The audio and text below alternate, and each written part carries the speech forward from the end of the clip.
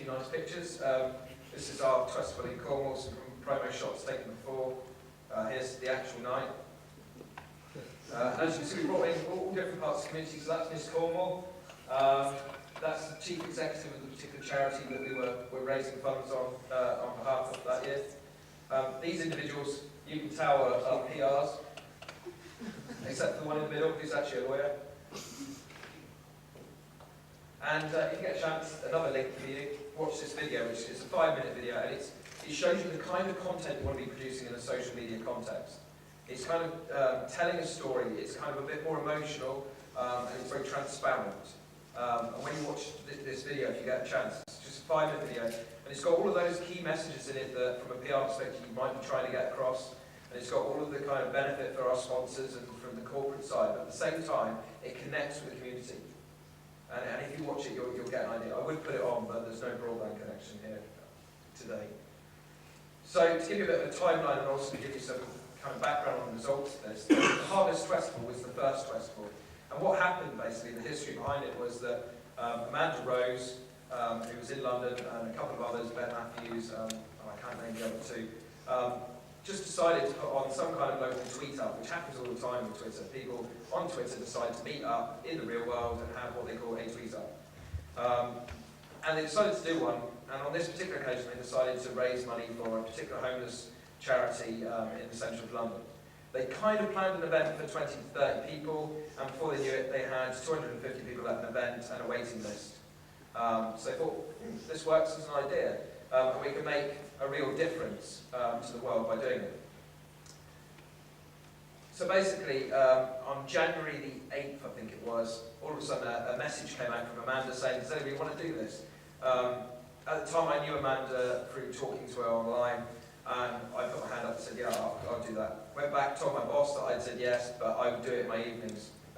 Didn't work out like that as it happened, but as a result, we ended up with 202 cities taking part around the world, from Honolulu, right through to kind of Moscow, Paris, Barcelona.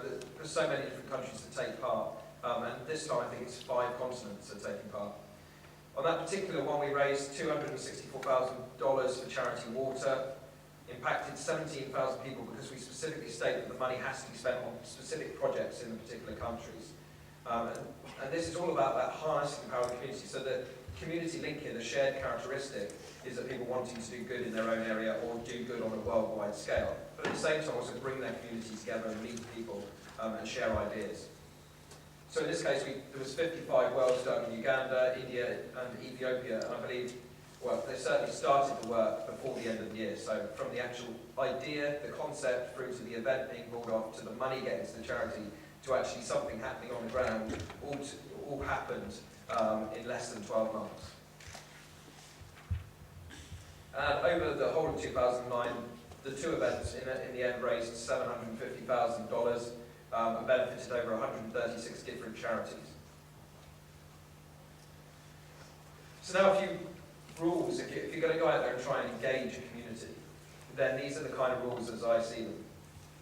The first is you've got to make it easy for people to participate. And what I mean by that is it's got to be pretty obvious how they get in and how they participate. So many people try and set up their own private network on Ning or something, and then it becomes really complicated to have lots of different profiles and keep it all updated and sign in all the time and read all the updates and stuff. So that doesn't tend to work. What you need to also do is add value. If you're just thinking, you know, great, if I create this branded, owned little community, people will come in it and they'll all mix together, then you've got another thing coming. There's got to be some value there to everybody involved. So from Business Cornwall's perspective, the values through the sharing of news between different people. So everyone has the opportunity to upload their own news. We obviously keep everyone up to date with what's going on in their local community. There's that list of networking events. So there's always different ways of adding value to the community. Listen first.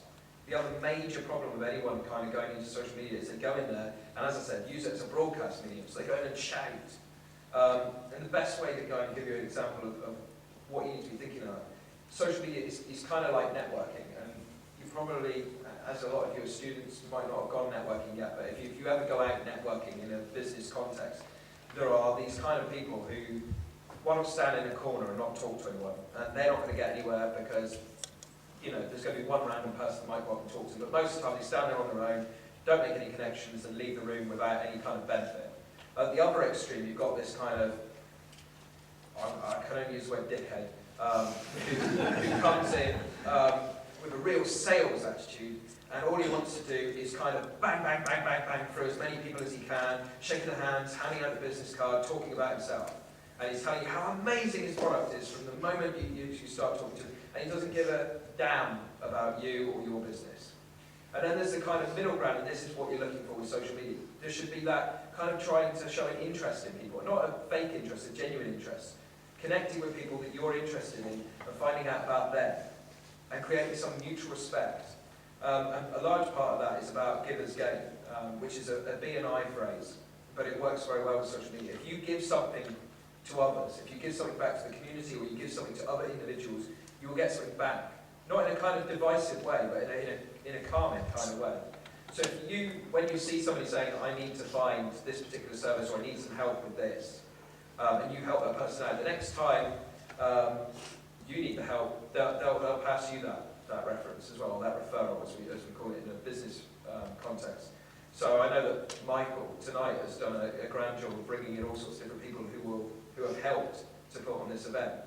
And by doing that, it's fostering that goodwill between all of those different parties. And that's a really good example of how social media kind of works. Reach out. If you expect everyone to come to you, you've got another thing coming in this world, as I think David said about kind of declining website businesses and things like that. You've got to go out to where the conversation's taking place. So if they're talking on Facebook, you go out and talk to them on Facebook. Doesn't mean you can't have your own website with it all going on as well, but it becomes a hub. It's just a central part where everyone can come back to. It's the mothership. And you'll see this more and more now. Have any of you seen an advert on television recently that will say, instead of saying the web address now, it will say search Ford. Have you seen that? Or search, you know, any kind of brand name. All of a sudden it's not web address anymore. Because they know that you're going to go and interact with them the way you want to interact with them. So you type in Ford, and you see their Facebook page, you see their company website, you see reviews of them on forums, you see all these different sites coming up, and they know that. So instead of now trying to direct you to one particular site, they're opening up the web sheet and saying you interact where you want to interact. So you've got to go out there and reach out. It's so important to create a story. For people to buy into something, for somebody to want to engage with you, there's got to be a story there. So you might have noticed that when Alex came in earlier on, I noticed he was running around taking photos. You might have seen I was doing the same. I caught a picture of you all at the beginning and sent it out on Twitter straight away. And it's that kind of creating a story with a variety of different content and something that people buy into.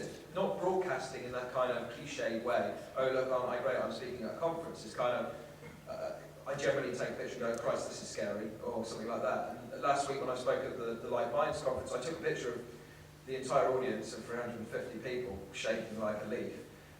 Very blurry photo that went on the web, but it kind of helps create a story because people don't generally see what you see from up here because, you know, unless you're in this actual position, you don't know what it looks like. I mean, so that kind of thing is kind of interesting to the community. So the more you can create that kind of content and create a story through video, articles, short messages, and create a rich kind of media around your company or organisation or client, then the more you're going to get a benefit from it.